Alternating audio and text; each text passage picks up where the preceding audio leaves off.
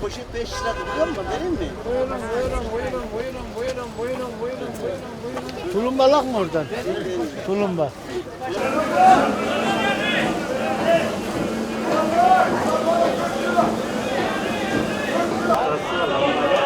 Sen dayı konuş.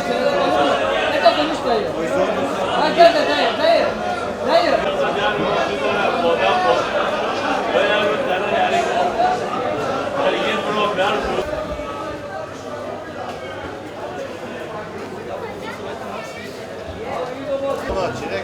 Çilek yanımı.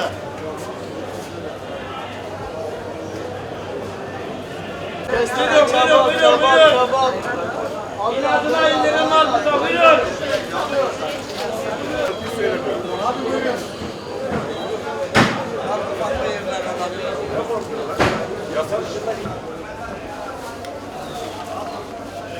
Evet sağ ol.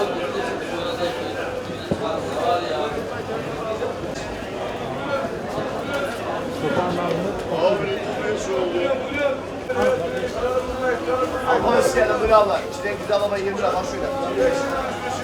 Başka bir şey var mı?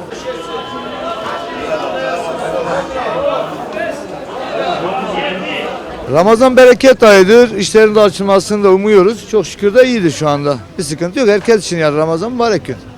Yani bereket günü olduğu için şu anda bereket. Şu anda gördüğünüz gibi canlılık var. Ramazan her zaman bereketiyle geliyor. Ramazan güzeldir. Ramazan bereket, tabi bereket yağıyor. Ramazan ayında bereket vardır millete. Ama millete bereket vardır ama hükümetten çok pahalı. Yani bereket diye bir şey bırakmadılar bizde. Cenab-ı Allah'ın verdiği bereket bir taraftan geliyor ama devletin verdiği bereket diye bir şey yok. Bizim sezon olduğu için sezonumuz kapanıyor. Normalde Nisan 15'te av yasağı başlıyor. Tatlı su balıkları falan başlıyor. Onları satıyoruz. 10 gün sonra zaten av yasağı başlıyor denizde. Bunlarla şey yapıyoruz abi. Vallahi Ramazan tabii yani etkiledi de millet hayat pahalılığından fazla alışveriş yapmıyor. Her şey pahalı geliyor. Şöyle baktığım gibi bir tane kıvırcık 20 lira burada. Domates, salatalık 25 lira. 1 kilo et 160-170 lira. Millet yine de kısıtlıyor. Yani 2 kilo 3 kilo alacağına yarım kilo alıyor. 250 gram alıyor. Böyle geçiniyor yani. Etkiler mi zarar mı? Nerede etkileyecek? Milletin cebindeki para gitti. Hiç alışveriş yok. Peki bu pahalılığın sebebi nedir? Yanlış siyaset, yanlış ekonomi, Ticaret Bakanı'nın yanlış hareketleri. Önce Ticaret Bakanı kendini düzeltecek. Başka çaresi yok. Ticaret Bakanı çıkacak. Diyecek ki gel buraya Fuat Bey, maydanozu kaça aldın? Tereyi kaça aldın? Bir gel bakalım bir faturayı göster. Demek otobüs köşküne sandalye sıcak koltuğu bırakmıyor.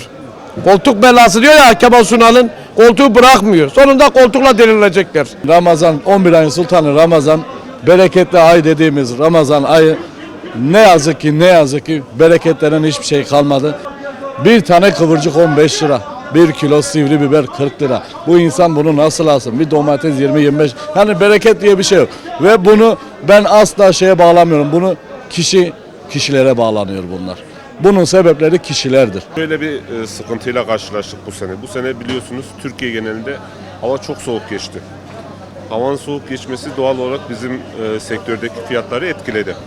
Neden derseniz çünkü bizim sektör kış mevsimi sadece Antalya'dan besleniyor. Yani tüm Türkiye'yi hatta yurt dışına da gönderdiğimiz ürünleri de sayarsak dışarıyı Antalya'ya besliyor.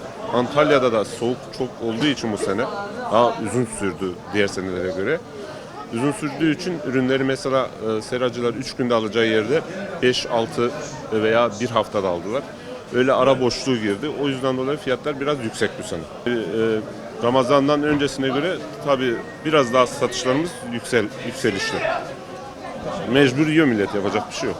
Tabii Ramazan'da biz tatlıcı olduğumuz için bereket her zaman gelir Ramazan'da. Bizim işimiz zaten Ramazan'da oluyor genellikle. Şu anda işlerimiz gayet iyi. Vallahi Ramazan her sene bereketiyle geliyor da bu sene biraz sıkıntılı. Yani yüksek fiyat artışlarından dolayı biraz sıkıntılı geçiyor. Ama buna da şükretmek lazım ya. Rabbim 18.000 tane alemi yaratmış. Onu da insanoğlu için. Tabi bazen bir zorluklar olacak, sıkıntılar olacak ama yine de elhamdülillah Rabbim bu günleri bize gösterdi. İnşallah Allah'ın izniyle biraz daha güzelleşecek. Ramazan'dan bereketler diliyorum. Ramazan orucu herkese hayırlı ve bereketli olsun. Kazanç bol olsun. Bu ülkemiz çok güzel. Bu ülkenin kıymetini bilelim diye. Somon balık 50 lira ama 75 lira. Neden? Mazot pahalı. Pahalı olduğu için ulaşımdan dolayı. Git Samsun 30 bin lira. Ankara 30 bin lira. Onu balığa yansıyor. O açıdan inşallah hayırlı uğurlu olur. Her şey çok pahalı. Yani öyle bir ilk defa böyle bir Ramazan, düşük bir Ramazan görüyoruz yani mübarek. Yani hem fiyatlar pahalıdır.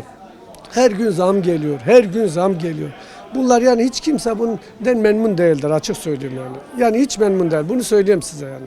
Yani yayınlayın da bunlar yani bilsinler yani hiç yani ne olduğunu ne ettiğini bilsinler yani. Çünkü iç durumlar memnun değil. 1 kilo hurma 85 liradır. Bak en kötü hurma. Sıradan bir hurmadır. 85 liradır. Bilmem nedir. Yani 1 kilo üzüm 68 liradır yani hesapla yani. Nasıl bu insan alsın ki yani? Şimdi duruma bakarsan bu Ramazan bereketlidir. Evet, her Ramazan bereketlidir. Bu Ramazan biraz yüksek fiyat olsa dahi Allah nimeti çok veriyor, bereketi çok veriyor. Allah'ın izniyle var ya hiçbir şey eksik olmuyor. Her şey çok. Önceden sofralara bir tabak yemek çıkınca şimdi 7-8 tane tabak çıkıyor. Yani boy. Fiyatlar yüksek olsun. Ne olursa olsun Allah veriyor. Bereketi çok evin içine veriyor. Bazıları şikayet ediyor. Diyor ki ya fiyat pahalı. Elbette pahalı. Bugün her şey pahalı. Kriz var. Ortalıkta kriz var. Bu krize karşı bu kadar da dayanacaksınız. Bugün her bir zorluğun inşallah bir tatlılığı da olur. Hani böyle olacak mecbur. Abi şimdi şöyle söyleyeyim. Mesela bugün biz balığı ucuz satıyoruz. Adam balığı almıyor. Bayat anlıyor. Ucuz veriyorsun almıyor. Pahalı veriyorsun niye pahalı diyor. Yani bizim milletin her şeye mana buluyor. Allah inşallah sonu hayırlı olur. Vatana millete Allah zarar vermesin. Vatan milletimiz zarar görmesin. Toplumumuz zarar görmesin. Allah devlete de zarar vermesin. Her şeyin hayırlısı olsun. İnşallah bu Ramazan da biter. Allah herkesi bayrama kavuştursun. 1970'ten beri bu Ankara Ulus Halı'nda esnaf. Yani son 50 senenin en zor günlerini yaşıyoruz vatandaş olarak. Yani Ramazan. Eskiden Ramazanlarda bir Ramazan coşkusu vardı, bir bereket vardı, bir sevgi vardı. Şimdi ne kimse iftar yemeği verir, ne bayram olur, ne seyran olur, ne düğün olur, ne de taziye gidilir. Şimdi eskiden biz burada bir yemeğimizde bir çeyrek altın alırken arkadaşlarımızın düğüne gidiyoruz. Şimdi ben burada kendimde bir örnek vereyim. Bir düğüne gitmek için, bir çeyrek altın almak için 10 gün çalışacağım, yemeyeceğim, içmeyeceğim ki bir arkadaşım, bir dostum düğüne gideyim. O eski günler tarihe karşı. Çok arttırdılar. Biz manava gidip bakıyoruz, dönüyoruz. Zabitaları durdursunlar. Aç kalıyoruz. Vallahi bu 60 sene ben buradayım, böyle bir şey görmedik. Yapmasınlar. Hükümet sahip çıksın. Allah bizim Türkiye'mizi muhafaza etsin. Allah düşman elinde bırakmasın. Bir daha bunu diyeceğim size. Sağ sol yapmasınlar. Türkiye'yi el ele tutsunlar. Türkiye'ye sahip olsunlar. Ramazan güzel gidiyor. Pideler burada. Çiğ köfte burada. Her şey şeffaf. Ramazan senin ihlaslı, mümin sen Ramazan'ın bereketinden lezzetini tadını alırsın. Eğer sende ihlas yoksa Ramazan'ın tadını bereketini alamazsın oğlum. Bu iki kulağına küpe olsun. Şimdi Ramazan dedim bereket. Ramazan dedim nimet. İnsana bir şuur gelir. İnsana bir huzur gelir. Anneyi, babayı, atayı, cümleyi hiçbir zaman hor görme. Ne gördün? Bencil kendine uydun. Anneden ayrı durdun. Babadan ayrı durdun. Anne baba yoksul yerlerine götürdün. Yuvaya götürdün. Baksınlar etsinler. Seni de bir gün anne çocukların götürecek oraya. Ne ekersen onu biçeceksin oğul. Aha geldim, aha gidiyorum. Şükür inananlarla ibadet edenlerin arasında kaynadım. Şükürler olsun. Size de öğüdüm, nasihatım. Sakın ha nefsinize uymayın. Namazınızı kılın, orucunuzu. Oruç bir ibadet. Huzur verir, derman verir. Kanser önler, her şey önler. Aklınızda olsun. Bu gençlik size geldi, bir günde gider. Bir gün benim elimde baston gibi sen duracaksın böyle. O zaman eyvah diyeceksin. Eyvah diyeceksin kuzum.